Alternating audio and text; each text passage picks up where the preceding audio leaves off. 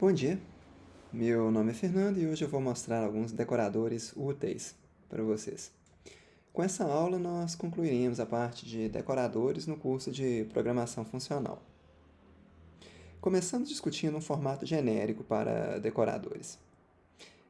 Em geral, os decoradores que faremos terão este formato. Nesse formato, a função de interesse é encapsulada por um wrapper. Teremos algumas ações acontecendo antes da função decorada ser invocada e teremos algumas ações acontecendo depois. Vamos usar esse padrão para montar um depurador de funções. Esse decorador, o depurador, deve imprimir os argumentos da função decorada, o nome dela, os valores que ela retorna. Aqui estão nossas ações antes da chamada da função decorada. A primeira coisa que a gente vai fazer é montar uma string com a assinatura da função. A assinatura de uma função, nesse contexto, será formada pelos valores dos argumentos posicionais e pelos valores dos argumentos nominais daquela função, precedidos de seus nomes. Aqui está a nossa função auxiliar que constrói a assinatura com argumentos posicionais e nominais. Veja que estamos usando compreensões de listas para construir a string de assinatura. E depois usamos join, o método da classe string, para construir a lista de valores, separados por vírgula. Parece um pouco complicado, não é? Mas, no fundo, o código é bem simples. Vejam passo a passo do que ele está fazendo. A primeira compreensão cria a lista com argumentos posicionais. Aqui estou usando um exemplo com 2 argumentos. A segunda compreensão cria a lista com os argumentos nominais. Lembre-se que KWArgs é um dicionário, então podemos iterar sobre os pares de chaves e valores. E a última linha constrói uma string com cada elemento dessas listas de entrada, separados por vírgula. E para terminar a coleta de informações, a gente imprime o nome da função. Funções em Python também são objetos e podemos pegar o atributo name delas. Vamos agora realizar as ações pós-chamada. Nesse caso, queremos somente imprimir os valores de retorno. Aqui estamos somente imprimindo o valor de retorno da função junto do nome dela. Depois, para usar o decorador, basta anotar uma função com o nome do decorador. Se invocarmos a função decorada, nesse caso aqui, nesse exemplo, o que será que a gente vai ver?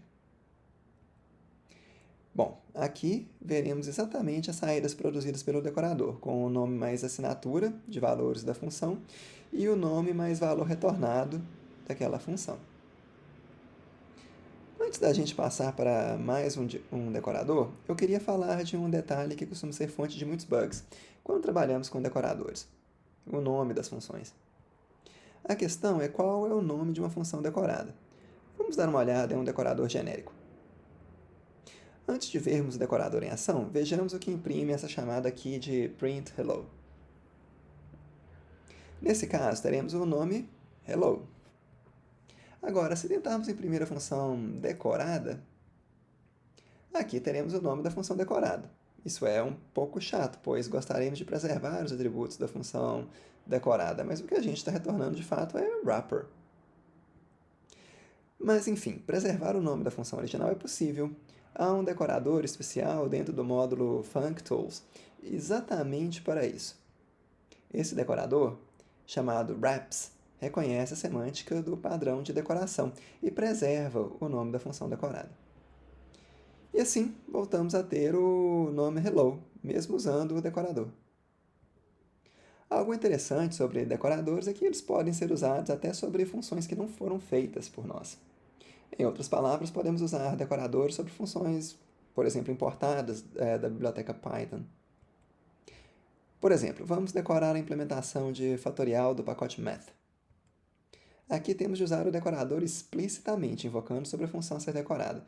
Não podemos usar o decorador como uma anotação. Afinal de contas, a gente não tem acesso à implementação de math.fatorial, pelo menos não nesse exemplo. Mas, independente da forma como estamos usando o decorador, a função agora vai se comportar como uma função decorada. Em outras palavras, vamos poder depurar a função, no caso fatorial, vendo seus argumentos e valor de retorno. Além de termos, é claro, o valor normal da função decorada, que é 6 nesse caso. Vamos terminar essa aula com um último exercício. Dessa vez, queremos escrever um decorador que conte quantas vezes cada função decorada foi invocada. Aqui está a estrutura geral de nosso decorador. Temos o formato que já vínhamos usando, a declaração decorador com uma função interna, o wrapper. Seguindo a boa prática, vamos usar o decorador wraps de functools para preservar o nome da função decorada.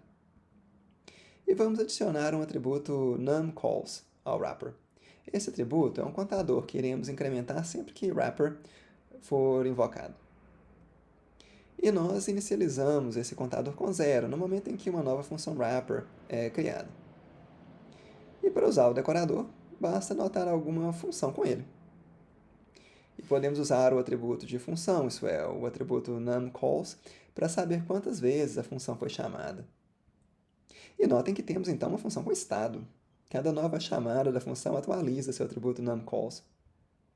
Algo interessante nesse exercício é que usamos um atributo de função para atrelar estado à função. Nesse exemplo, o atributo numCalls foi criado pelo decorador. Mas não precisamos do decorador, podemos colocar valores em novos atributos diretamente. Uma função é um objeto, e objetos em Python são, essencialmente, tabelas. Ao criar um novo atributo, estamos, de fato, adicionando uma nova linha a essa tabela. Simples assim. E podemos, inclusive, testar se um atributo existe com a função hasAttr. Python, de fato, é uma linguagem muito dinâmica. Objetos podem mudar e faz parte do ambiente de execução verificar essas mudanças. Por exemplo, um decorador pode marcar funções como métodos que devem ser usados em um serviço web.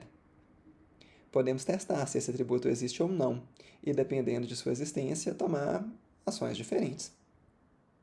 Essa flexibilidade é, sem dúvida, uma razão que torna Python uma linguagem querida para muitos programadores, mas é também fonte de bugs, então o dinamismo da linguagem precisa ser usado com muito cuidado. Mas, enfim, essa foi a nossa última aula sobre decoradores. Qualquer dúvida ou sugestão, fique à vontade para me escrever.